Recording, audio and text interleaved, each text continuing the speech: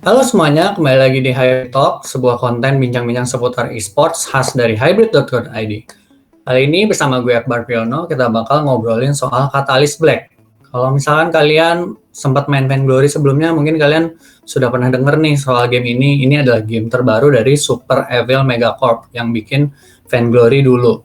Jadi beberapa waktu yang lalu, Super Evil Megacorp sudah melakukan semacam alpha test terhadap game ini, dan juga mungkin kalian sudah pernah lihat beberapa gameplaynya di YouTube atau mungkin di Facebook soal Catalyst Black ini.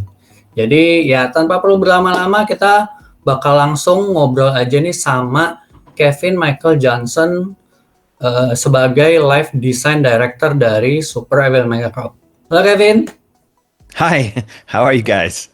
Yeah, we are doing good here. How are you? I'm good, man. First off, thank you. Thank you for having me, and thank you to your audience, the hybrid audience. I've only had a little chance to kind of get through your videos and stuff, but you guys do really great work, and really appreciate you guys having us on to talk about something we love so much, which is games and Catalyst Black specifically. So, thank you to you, and thank you to your audience who are watching. So, thank you also for giving us the Vainglory, the game, one of the game that memorable to us for Indonesian players. So, mungkin kalau kalian main Vainglory sebelumnya, kalian sudah tahu Kevin Michael Johnson atau mungkin Cloaken juga biasa disebut. Dia biasanya selalu membawakan update soal Vainglory Community Edition sebelumnya. But Kevin, maybe you can introduce yourself about where you and what you do in Super Evil Megacorp. Yeah, for sure. I'm under the title live design director, and when a small crew like Super Evil is working on games, you end up wearing a lot of different hats. But a big piece of my work is obviously the sort of live experience of the game as it relates to our players and the impact that can have in terms of design. So there's a good bit of community interaction, listening to feedback, supporting the more official game designers on sort of the perspective and thoughts of players around the game as it's evolving in a live state, which we're just now sort of getting into. Okay. And on top of that, I have the privilege of sort of shepherding some of the creative elements of the game. So the music, the sound design, and the world building and story and lore. A lot of stakeholders in all of those things, but it's really awesome to sort of lead the charge on that. And I really sort of love the world we're building around Catalyst Black. I'm very excited to dive into it more creatively. So that's been really fun. And I'm relatively new to Super Evil compared to many of the others on the team. And as someone who joined, within the last year, it's almost, I guess it'll be a year this November. I have an immense respect for the history of the company and the sort of journey that they've been on in relationship to their first game, Vainglory. And wow, when I joined, I obviously knew of Vainglory and was aware of it. But when I was working at Blizzard, you're so consumed with what you're doing, right? As a game developer, it's hard to not just be focused on what you're doing. I do my best to try to stay involved and aware of everything going on in the industry. But it wasn't until I joined and sort of got a chance to see just how passionate and involved the community was around Vainglory, and still is, the sort of enthusiasm and fire that Super Evil Megacorp managed to kind of harness with their game, the product, the quality, the passion. It's really impressive, and I love it. It's the kind of thing that I think most game studios really strive to try to create, but Super Evil has managed to create with a game like Vainglory. I know it's had its ups and downs, and I think the company has learned a lot from all of that, and it's really interesting to sort of join the company in the midst of those learnings and in the moment when they're galvanizing into the future to try to figure out how to take what they've learned and move forward. So, oh, that's a lot of feels, about Vainglory. Yeah, for sure. No, that's the thing that I love. It's that's real passion. As someone who's worked in games for a long time now, that kind of passion is something a developer really has to earn, and that I think is precious. It's not the kind of thing that you can just snap your fingers and create. So it's something that impressed me greatly when I first joined, just getting a deeper look at that and how real it all is, and not just in one region but globally. It's pretty impressive, the passion from the VG community. Yeah, because until now Indonesian players is also still have kind of hope Vainglory can be back later on. Yeah. Yeah, but now we are gonna talk about the Catalyst Black. Sure. Again. First one is about the genre because Yeah. after seeing the Catalyst Black gameplay footage in YouTube or maybe your official Facebook account, who also already got the bahasa Indonesia in there. Yeah. Even though you guys already show some gameplay footage, but some of us is still a bit confused about how to categorize Catalyst Black. So, what genre does SMC call for the Catalyst Black? Well, it's great that you're calling that out because I think it is something we're trying to figure out how to solve, exactly where this game sits in the landscape of games, because it's actually very different. There are so many familiar elements to various pieces of the game, but when you add it all up, it definitely is a unique thing. So we're calling it a battleground shooter. Just because that feels like the most appropriate thing to call it. It has very familiar elements like the top-down camera, game modes that are pretty similar to players who play in competitive modes. And then the other key component there is the battleground piece.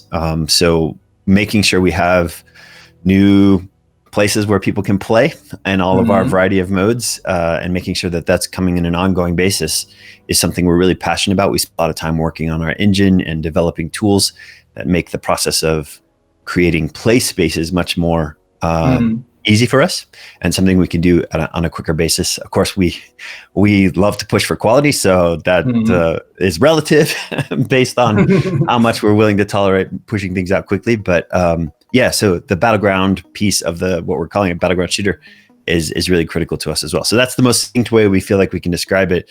It is a shooter, top down, obviously, because of the camera, and battlegrounds are a really big part of that.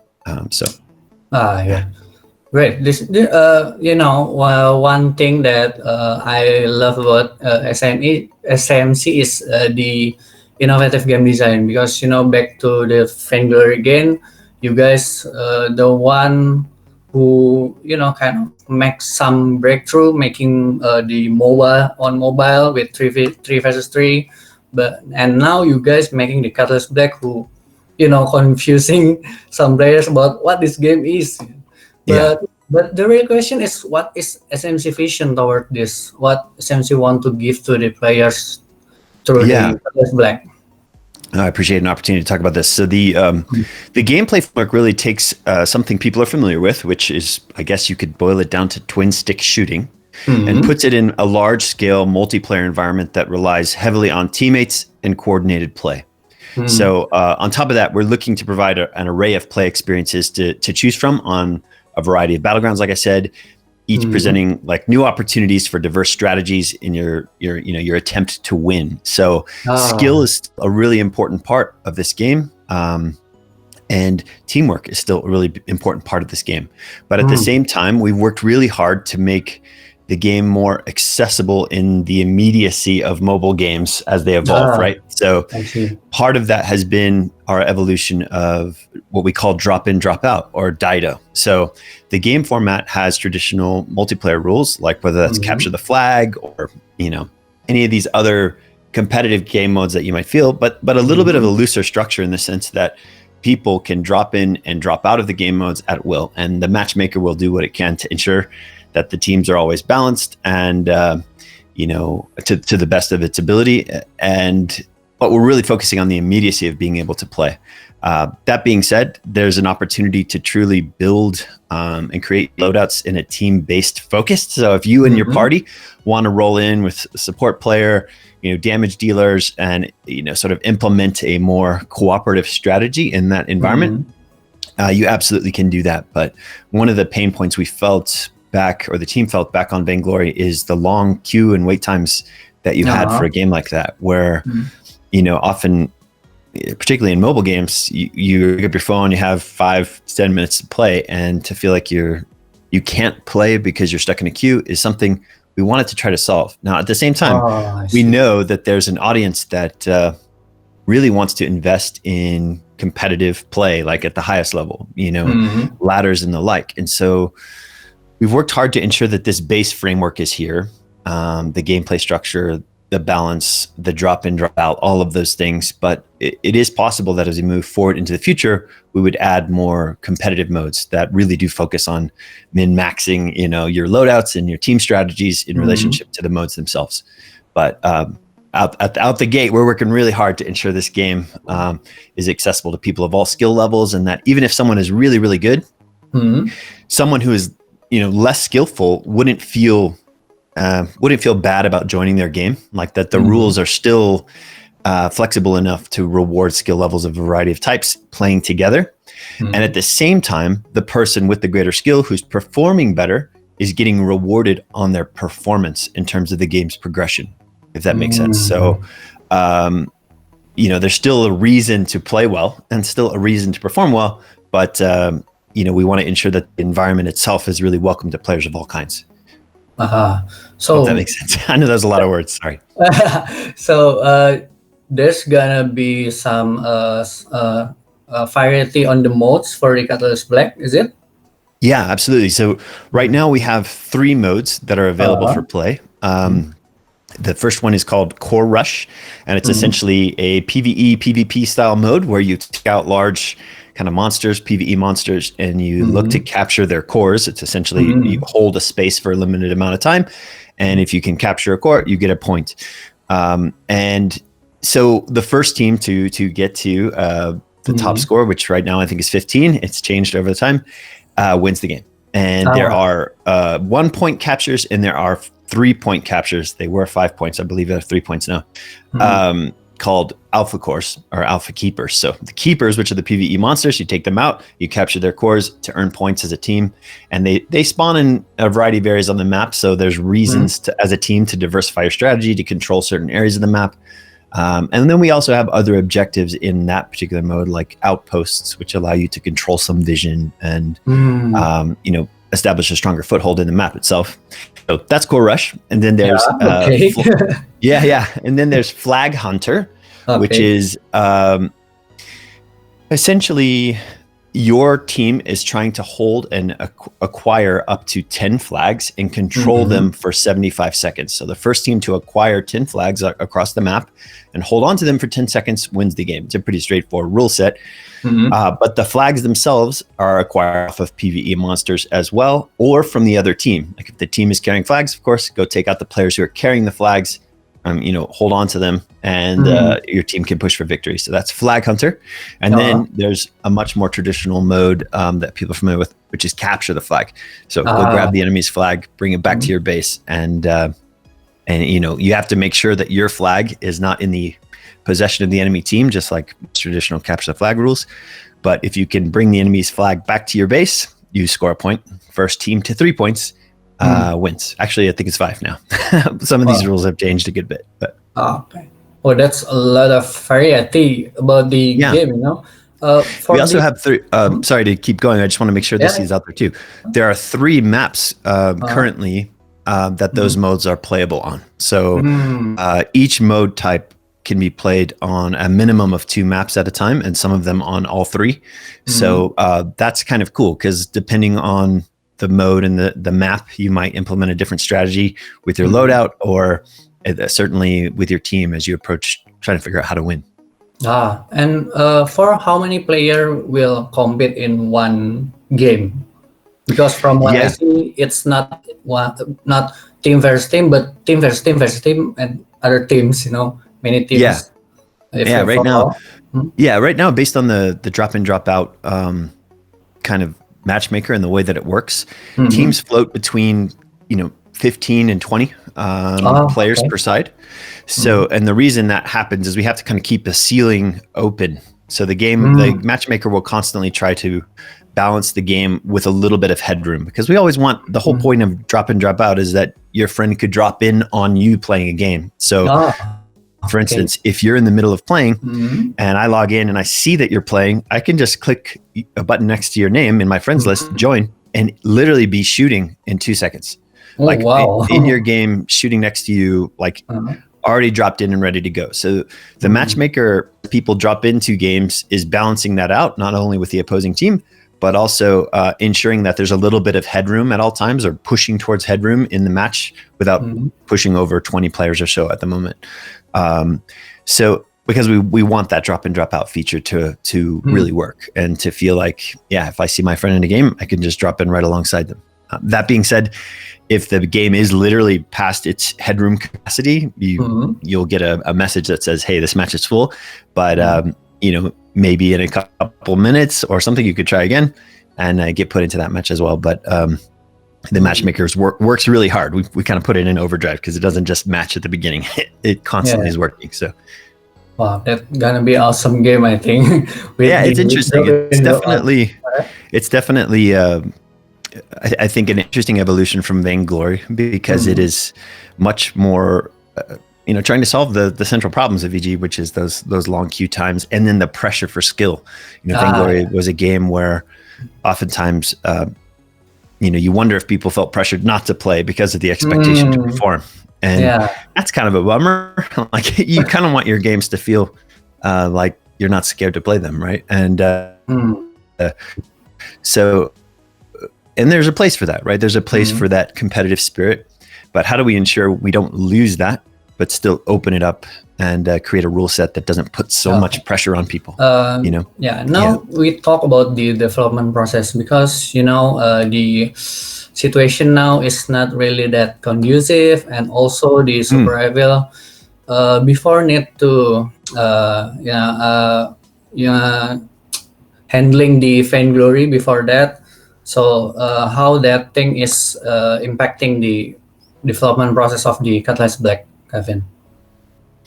Yeah, it's super interesting.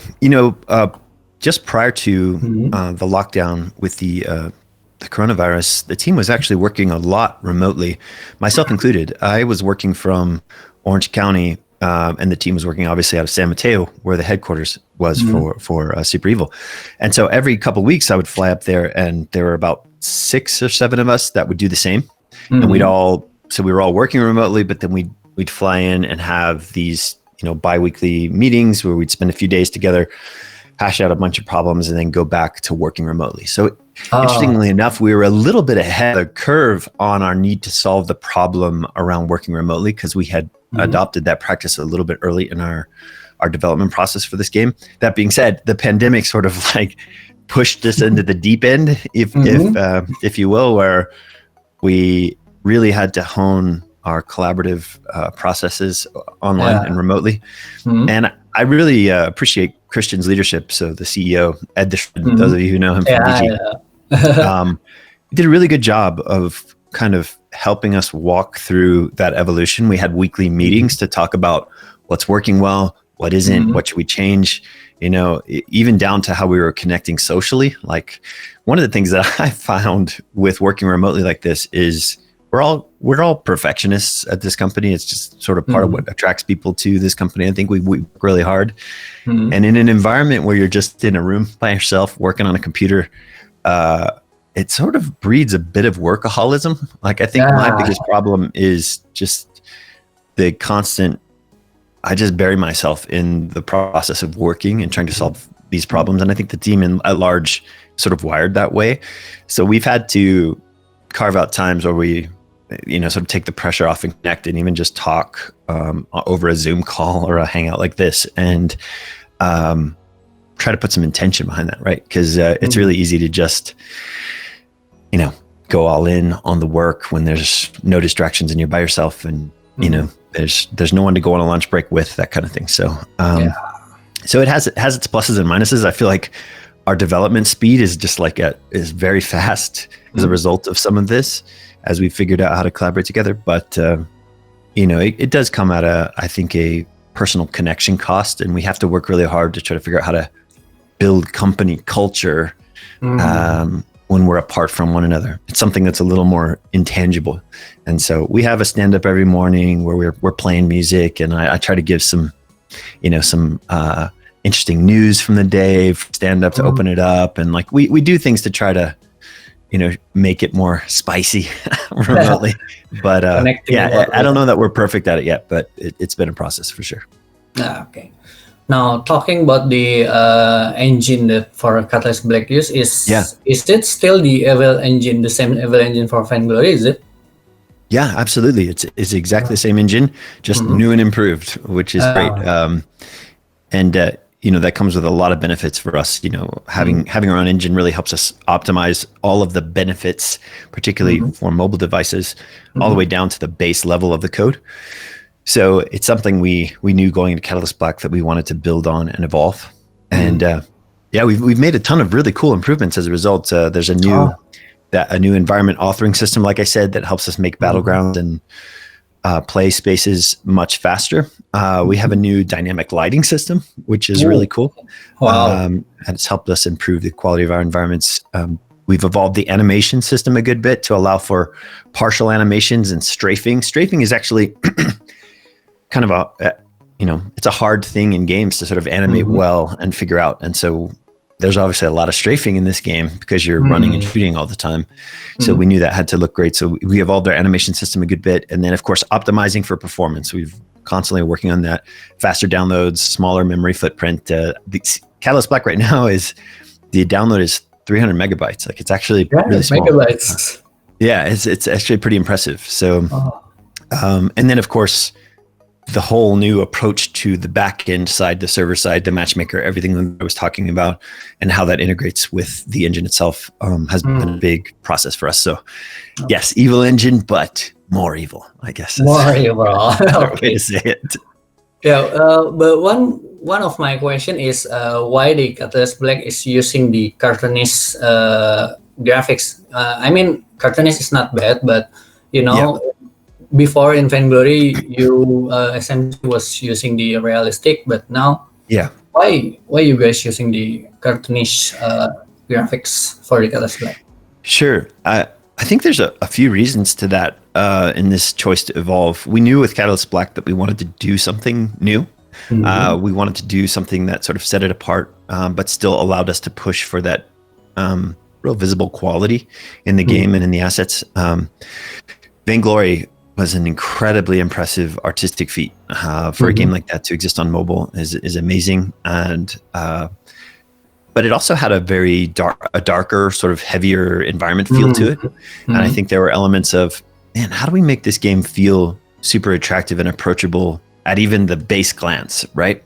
Where the base glance is like, oh wow, that world is compelling. It's beautiful. Like, it's full of mystery. Like, there's something attractive even in the color palette itself that is approachable to a broad audience of perspectives.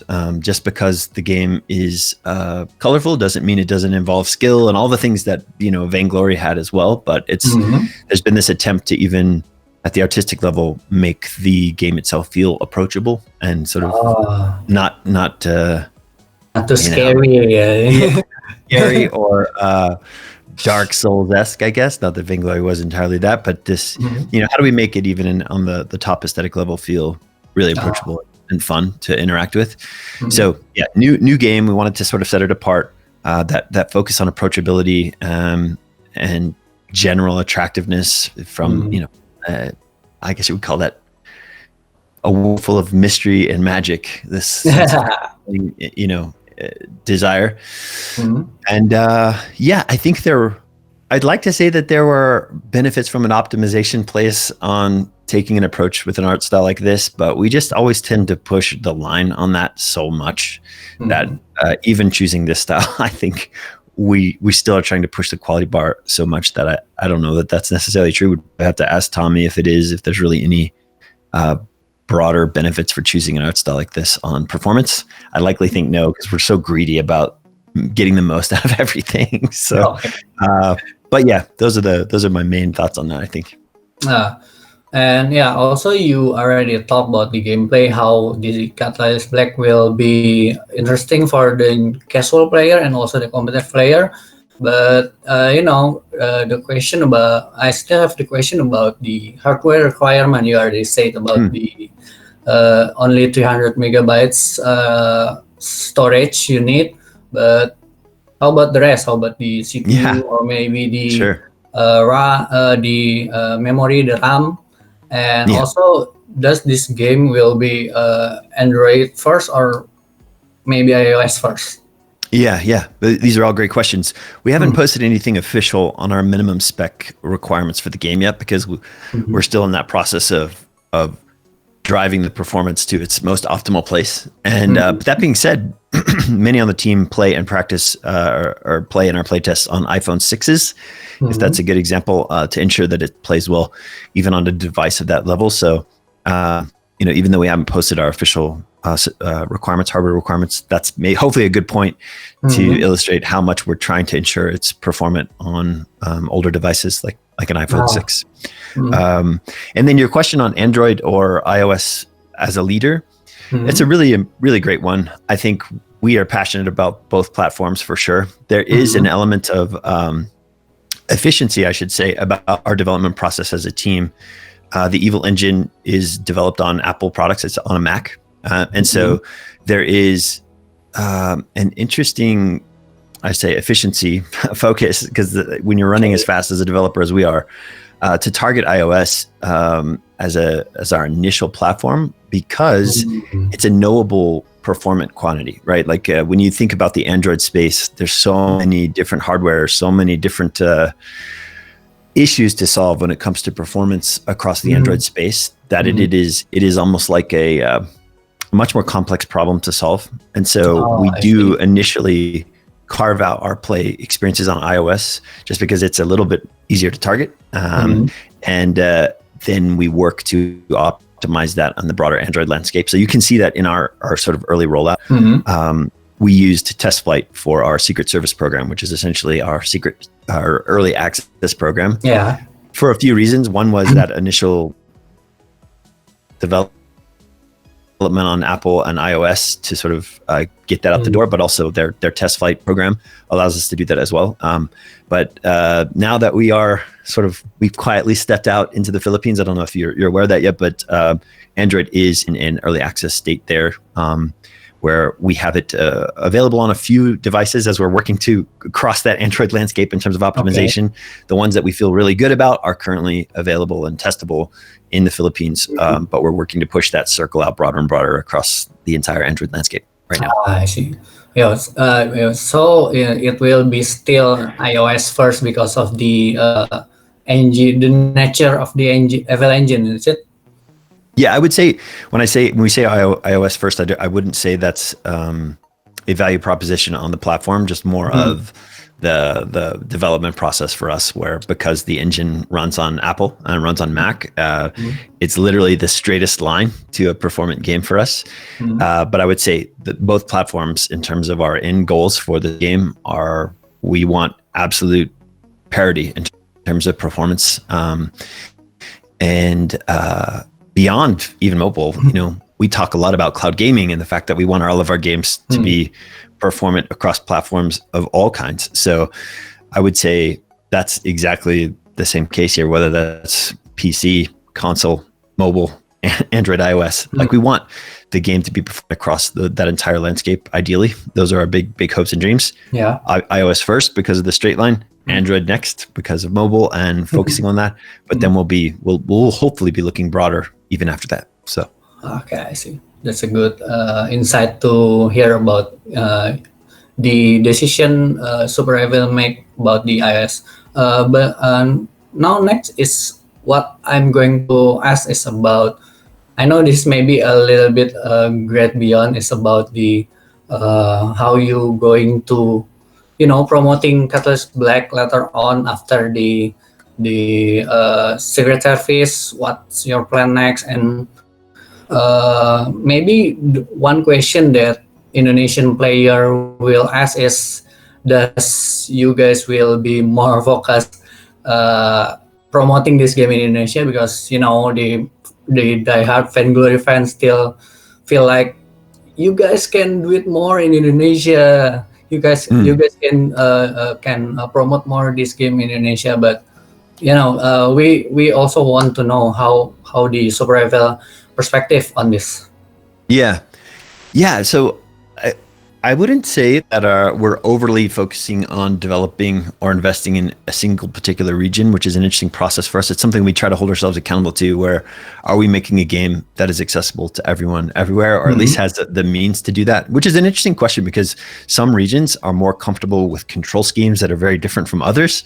Just on the surface, I think in Indonesia or in your region, people are much more comfortable with true touch controls on mobile, and yet sometimes in the West we feel like people are more comfortable using a controller on Bluetooth, and so we've worked hard to ensure that our game is going to have these avenues of reaching the audience where they are in terms of their comfortability around control scheme and all of those things. That being said, Indonesia is something we as a region we truly value and absolutely love, and I think you'll see that in our rollout plans for this game. We really think there's a lot for us to learn from your region. Such a passionate mobile player base there, and particularly our history with Vainglory. We stand to learn a lot about our game, about Catalyst Black, how it performs, how we can make it better on mobile devices, how we can be successful on Android, how we can be successful on iOS, make sure that the parity of those experiences are great. So I think you'll see our intention in that in our rollout for this game. We will be initially focusing really heavily on getting the game out in those regions, in your region and beyond. So okay, that's going to be interesting just to hear from the Indonesia community, of course. But now we are going to talk a bit about the Vainglory because like what I said from the start, some of Indonesian players still hoping that Super Evil can come back with the Vainglory. Yeah. So how your opinion about this, and will SMC go back developing Vainglory after the Catalyst Black is done, or how? Yeah, it's interesting. This question is really important for us because there's like some hard facts about where we presently are that sort of impact the answer to that. Number one, first and foremost, though, we absolutely love Vainglory. The company, it's like it is its first child. I mean, there's such a deep love and passion around the game, what it stood for in the industry, the success the team had in terms of what it meant to the world, the sort of passion and fervor, like we talked about already. There's so much about that is very, very important to the company, not just in the present, but in the future. And so, everyone wants to do more with that at some point. But at the same time, we're in this place where we're about to like run an ultra marathon, so it's like it's almost like asking the question to someone who's at the starting line of an ultra marathon to be like, hey, are you going to run another one? Are you going to pick that up when you're done? I think the answer is like, dude, absolutely, we'd love to do that, but we got to figure out how to run this one right now, it's been the focus, and so it's a complicated answer because the answer is yes, we would love to go back to that, but we don't know if we'll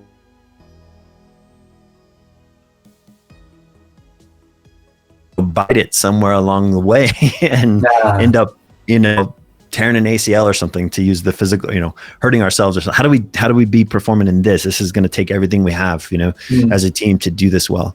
As you can tell, I mean, the process of trying to focus everything we have on a new project has required the company to do things that were uncomfortable, to be quite frank, involving another party in sort of the shepherding of the game. Those things are not things the company, felt great about doing. It's like putting your child in the hands of, a foster parent or something. It doesn't feel good, right? And so it's a tricky one because we obviously feel an obligation and a responsibility as developers there, and also just truly hard. We've had to kind of steel ourselves in developing a new product for the life and future, I guess you'd say, success of the company, and we've had to commit everything we have to that in order to ensure that as a company we can survive and move on to do more. So I do think the hope is if we can be successful in this race that we're running with Catalyst Black, that there would be an opportunity or a window where we could go back and not just finish our commitments on VGCE and getting things to a place where that game is good, but maybe even look towards the future on what else could we do there with Vainglory. But obviously nothing we can commit to or say at the moment, because we're literally at the starting line of this race with Catalyst Black, and we want to ensure that we survive. Yeah. Hope that makes sense. It is a complicated answer because it's so full of strong feelings from the development side, and obviously strong feelings on the player side. So yeah, I really understand about that, and hope that community can be a little bit more patient and enjoy the Catalyst Black after the roll out. Yeah, and I think that's an interesting one for me. Like the sort of pressure or the frustration, I understand it, and it's like, to me, it's such an evidence of the love and passion that the community has around the game. And so it's okay to be frustrated. And I think that's the thing I want to make sure people know, like, we're frustrated too in many ways, like there are things that we wish we could change or could do differently and evolve as a company. And I think it's okay to kind of wrestle with that. But there is this hard reality of the thing that we have to solve in the present moment. And we've worked really, really hard to try to ensure we've brought our best selves to that task, not just for this specific project, but our hopes for the future, right? It's like, we kind of have to figure out how to be the best Super Evil Megacorp with Catalyst Black, the most innovative, industry evolving, like, hardworking team that we know that we can be in order to survive and figure out how we can pick up the things that we love as we move forward. So it's really kind of how it feels. It's just like everyone's so focused on evolving and growing and looking to be successful from the learnings of the past in order to move on into the future. But this is so critical for us. So okay. Now for the I have a little bit curiosity about your opinion towards esports for the Catalyst Black. From what you see, do you think this game going to be viable for esports in the future? So as I mentioned earlier, we definitely built the game with skill in mind, right? Skill has an impact on your performance. It has an impact on how many rewards you receive. Like it is truly something that is validated by the game design. And so in that sense, I mean, I think it has the DNA of a competitive game. One of the things that we've yet to really see in the game, not just because the player base in our early access state is really low, but there just hasn't been the pressure to do it, is the ways in which loadouts and team builds and those kinds of things can have an impact on the game. And what would it be like to really see a team on voice chat, like playing one of these modes together? Like, it's something we're very excited about watching and seeing, because I think we're still super early. We haven't really seen that. But obviously competitive environments and competitive modes and all that stuff is in the DNA of this company. It's something they love. It's the background. It's the history we know. So I think as people get their hands on the game and play it and begin to implement these strategies and stretch the game in these ways, if we find the community is like, we absolutely want a mode that's competitive and, start to finish on a game with teams that are set and, custom lobbies and ways in which we can have a ladder of, ranking and all those kinds of things, I think we would look to deliver that. We are still in a kind of listening state on those things. Like I said, the DNA is all there. We feel like the game is set for it, but we have been so focused on ensuring it's a game that's accessible to players across the entire landscape of skill, and not intimidating and approachable and all those things, while rewarding those who do bring skill to the table. So, I think it's a place this game has a likelihood of evolving to, given our history and the audience who do play these games. Right now in early access, I mean, players are so good. It's like I could only really compete with some of these guys for like a week, and then it was just like, oh man, it's intense. It's intense to watch people min-max their loadouts in a way that makes them so strong. And that's one thing I didn't get to talk about a lot as a learning from Vainglory in terms of the design space. When you design a MOBA hero, it's a very specific problem to solve. The kit is sort of locked, it's set, it's focused in a specific way to kind of balance the hero ecosystem and all of that. In Catalyst Black, we tried to essentially say, what if we allowed you to build your own hero? Like, what if we gave you all of the components that you need to have, you know, the broader look and feel and effectiveness of a MOBA hero, but we allowed you to sort of pick and choose. And then we built a really cool, you know, loadout gear progression system around that. Like, that's really fun, you know, in the way that looters can be fun, you know.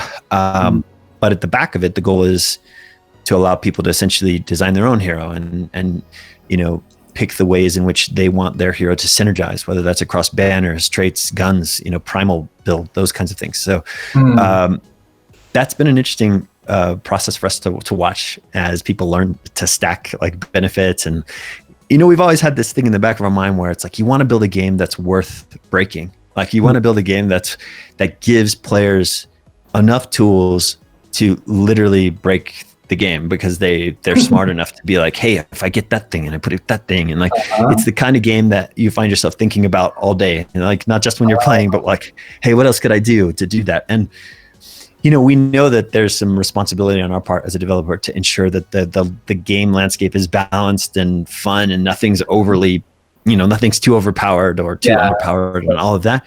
But at the same time, there's always these kind of untested corners, you know, in a game like this one, where if you spend enough time, you have the right loot, and it synergizes in the right way, you're probably going to be overpowered. And we probably didn't know it was possible, right? And there's an element of that we think is compelling as a player, because it encourages you to think harder and rewards you for thinking smarter about your loadout and how it works, and how to min-max your approach to a given map. You know, are you going to have a bush strategy, you know, by synergizing these perks and these traits that allows you to play more sneakily? You know, are you going to be super tanky? Like, there's so many different ways you can approach playing this game that, you know, is compelling, and sort of, we hope, motivates players to want to think about their loadout and how they make themselves more powerful within the landscape and build their own MOBA hero, their own OP MOBA hero in some ways. Yeah. I see. That's going to be awesome, of course, for the player, is it? So for the last question, this is going to be like a $1 million question. So when we player can hands on these games, the Catalyst Black. Hey, it's awesome. That's what it's all about, right? Like, when is this going to be in the hands of players? And we're just working so hard right now. Presently, the game is accessible in an early access state through our what we call our Secret Service program. I talked about that a little bit earlier. You can join our official Discord, and we, every morning and night, I think it's 8 a.m. Pacific, we invite a new wave of players. I think it's still 50 players in the morning and 50 in the night to that. So you can go through the Secret Service program to get access right now. I think it's iOS only if you go that route. You may have seen the recent news that we've launched on iOS in Philippines. So that is our first initial beta state for iOS in the Philippines.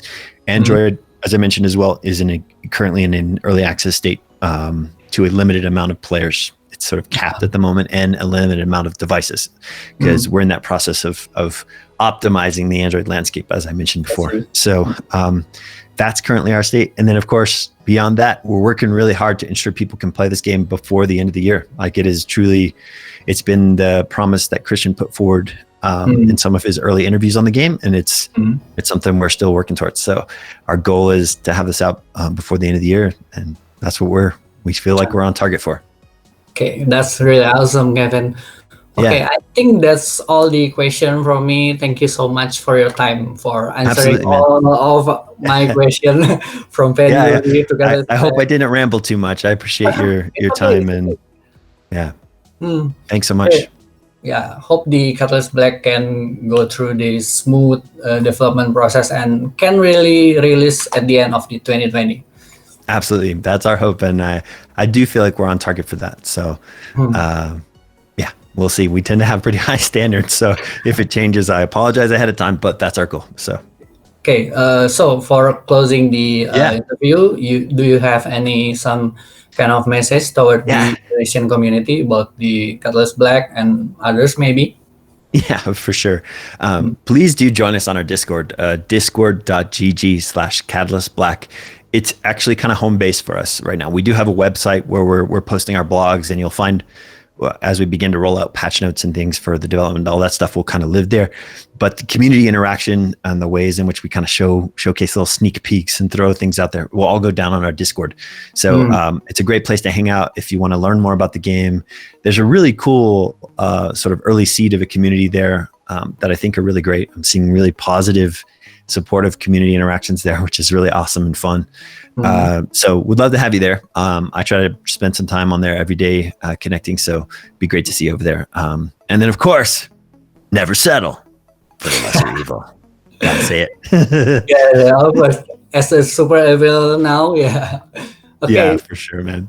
That's all. Thank you so much, Kevin, again for the time, for answering all the question. For sure. Thank you for having me. Ya, thank you so much. Itu tadi kita ngobrol-ngobrol sama Kevin Michael Johnson atau Cloaken, atau lebih dikenal sebagai Cloaken, membicarakan soal Catalyst Black. Gimana? Kalian udah nggak sabar buat nyobain? Mungkin kalau kalian yang pakai iOS bisa langsung join tadi tuh kayak kata Kevin, masuk ke Discord. Nanti kita bakal taruh linknya juga di description mungkin. Jadi terima kasih buat kalian yang sudah nonton dari awal sampai akhir. Kalau misalkan kalian suka sama video ini, jangan lupa di like. Dan juga jangan lupa buat di-share kalau misalkan kalian pengen lebih banyak orang tahu soal game ini. Dan ya jangan lupa juga untuk pantau terus HYBRID.IDN dan Hybrid Dojo untuk informasi terbaru soal esports. Dan subscribe dan nyalain lonceng tentunya jangan lupa. Dan terima kasih udah nonton sampai akhir. Sampai berjumpa di Hybrid Talk berikutnya. Dadah. Say bye, Kevin. Bye, guys. Thanks for having me.